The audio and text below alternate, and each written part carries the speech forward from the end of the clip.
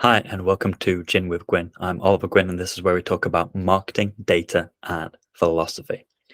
This week, I'm talking about Stoicism and how it applies very nicely to sales. Now, I'm not going to go into a long explanation of what Stoicism is, but essentially, it's a philosophy that dates back to ancient Greece, and it focuses heavily on controlling what you can control and worrying less about external factors which you can't.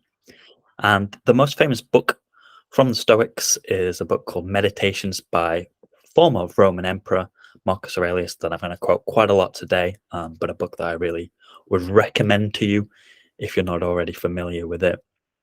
Stoicism has made a bit of a comeback in recent years, and then that doesn't really surprise me in today's world where a lot is out of our control. And so I think that book has been suddenly a top seller again after all these years. Funny how ideas come back around. But how does it apply to sales? Well, the first thing is understanding control. So in the world of sales, there's a lot that is out of our control. We don't have any control over people's budgets. We don't have any control over their attitude to our categories or our brands. We don't have any control over their sphere of influence or who is influencing their decision. We don't have any control over the timing that they have to make that decision. And we don't even have control if they've had a good day or a bad day before they've spoken to us. And of course, wider, we don't have control over the wider economic climate in which we are trying to sell something. And while all of these things are excuses to some degree why you might not be successful in selling something, they're all genuinely things that are out of your control. And so Stoicism as a philosophy says that you should concentrate on the things that you can control, your actions, your responses, your efforts, and focus less on the outcomes. Because a problem with salespeople and companies in general is they always give sales targets, sometimes aspirational targets, and it puts pressure on people to meet those targets. Otherwise, they won't get there. There's a high turnover of people in sales. But there's a lot that they can't control. So rather than focusing on the outcome of, oh, I'm going to get so many people this month, instead focus on the underlying behavior that you need to get there. If you know that 1 out of 100 people will say yes to you, then hey, how can you build a system in which you can easily talk to 200 people and then 300 people and so on and so forth? How can you make sure that that messaging is consistent and is improved over time? And as long as you're putting that baseline effort in, you should get those rewards naturally. But Stoicism says, from a management point of view, reward the things that you can control and worry about them. And don't worry so much if people just aren't interested or they ghost you or all these things that you can't control. Quote from Marcus Aurelius here is, you have power over your mind, not outside events. Realize this and you will find strength. So yeah, control what you can control in sales. Worry about that. Optimize that as much as possible. Working with your marketing team, of course. Refine every element of your pitch, but try not to worry so much about things that you can't control. Resilience and persistence. Embrace obstacles as opportunities. Now, there are a lot of challenges in sales that I've sort of covered already. One of the main and most obvious ones is rejection. Tough clients are inevitable. And sometimes it can be so frustrating if you're talking to somebody over a long period of time and then they decide to go with somebody else, or you're struggling to get in front of somebody for many months just to get a simple 5-minute call to see if they're interested in your services and vice versa. And then it turns out actually you can't help that person. But Stoicism views these obstacles as opportunities for growth and learning. And I think it comes back to the idea of controlling what you can control. If you get negative feedback, or if you get feedback about your business or why they decided not to go with you, take that as a positive, take that as a learning opportunity and see where you can improve. I always say that I like a no. I love a no. A no is as good as a yes and should be celebrated as much. Because a no is, at least you don't have to spend any more time selling something to somebody who doesn't want that thing. What I generally hate is when people don't want to say no, they want to be polite, and it just goes on forever, and you worry that you're becoming a pest to them, and they're kind of hoping that you'll ghost them eventually. And of course, at a certain point, you can't put more time into that prospect. But try not to take rejections too personally. because it often has nothing to do with you. And stay persistent. Sales requires continuous effort and persistence. Stoicism encourages maintaining steady and consistent efforts regardless of setbacks.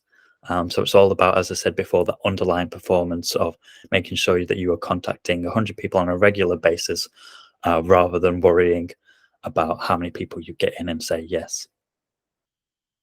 The next way in which Stoicism applies to sales is emotional regulation, and something I've kind of hinted at already.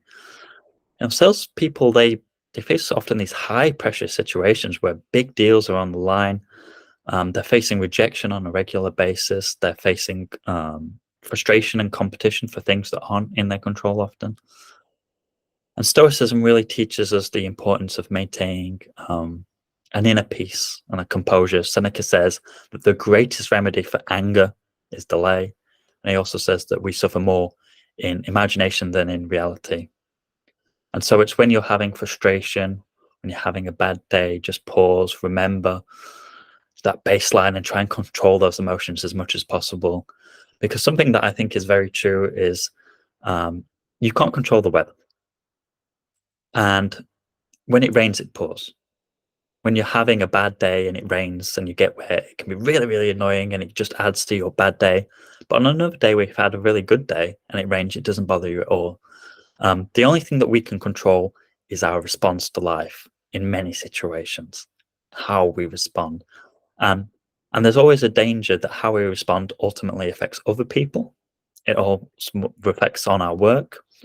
And I think it's very true that if you feel desperate, if you talk in a desperate way, if there's even an air that you really want something to close, often it doesn't, because other people can pick on that on some subconscious level. We're very much trained to look at other people's reactions and interpret them. And if you are having a bad sales time and you really need something to convert, often that comes across. So if you're having a really annoying time and you're annoyed with clients, then also that can come across. And so emotional regulation is really important in sales, but not always easy to achieve. The next point is ethical conduct. And this should go without saying, but it's not always true, is it? I mean, car salesmen have a bad reputation for a reason historically, but Stoicism is all about acting with integrity. Marcus Aurelius says, waste no more time arguing about what a good man should be one. Pretty generic quote. I feel like that's something you'd see on a poster in your mum's living room, but it's true, isn't it? So sales should always be based on honesty and integrity. It should always be based on promising things that your company can deliver, which is not always easy. And it's so easy to sort of say yes to a prospect when they ask you a question, or just lie a little bit, bend the truth a little bit about your past experience or what you can deliver. But Stoicism always teaches us that that's a bad thing to do.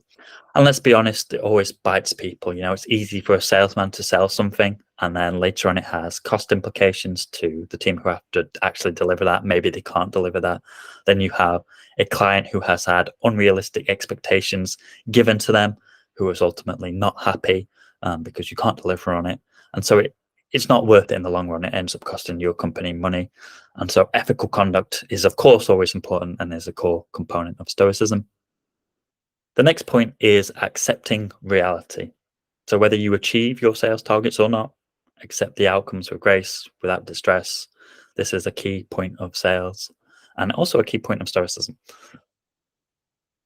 Salespeople are kind of famous for having excuses. And sometimes these excuses are completely valid, right? There are a lot of things that are out of the salesperson's control. And that's why I think it's important, thinking of Stoicism and thinking of our sales teams, to underpin, are you doing the right actions? Can you show that you have improved the way that you speak to clients, the messages that you are sending? Have you at least thought about those things and then discussed them? And maybe, your sales manager says you can't change them. You're following a script, for example, but at least you've shown that initiative there. Every failure is an opportunity to learn and improve, as we've already said. And so I think from a management point of view, it's very annoying when you get somebody who's quite clearly giving you excuses all the time, why things aren't done, why this person wasn't converted, and so on and so forth. And instead, you want to show hey, okay, I have done all of these things that I can control. Here's what I couldn't control. Um, Maybe nobody's converted this particular month, but I'm doing the right actions. And last but not least is just self improvement, something we've hit upon already. Socrates says that the unexamined life is not worth living. And so it's always important to, above and beyond sales targets or meetings with your manager, regular self reflection helps to identify areas of improvement. A/B testing, testing different messages, testing different audiences, and always looking to see how you can improve is really important to sales. Um, and more above that, looking at yourself and thinking, what can you control beyond maybe your sales script? How can you get yourself in a right state of mind to make sure that when you get into that high pressure sales meeting, that you're fully present? I know before anybody speaks to me, whether it's a data review or whatever it is, I typically don't do anything for 15 minutes before. Little secret here. So before that meeting, I turn off my emails, I turn off Slack, and I will just look at my notes in that period. I don't do anything for about 15 minutes before. I really block out anything else, any distractions that might be happening. I get myself in the zone so that if I can sort of anticipate questions that people are going to ask or questions that I need to ask, I make sure I don't forget about those things and I hit certain points that I need to hit in that meeting. And I find that works really well for me. So it's all about finding a way to make sure that you are optimized so that when you go into these higher pressure situations, you are putting your best foot forward. So, in conclusion, I think Stoicism applies really, really well to sales because it's all about controlling what you can control, um, regulating your emotions, and self improvement, self reflection. And that's been my thought for the week. Let me know what you'd like me to talk about next week. And thanks for turning in to Gin with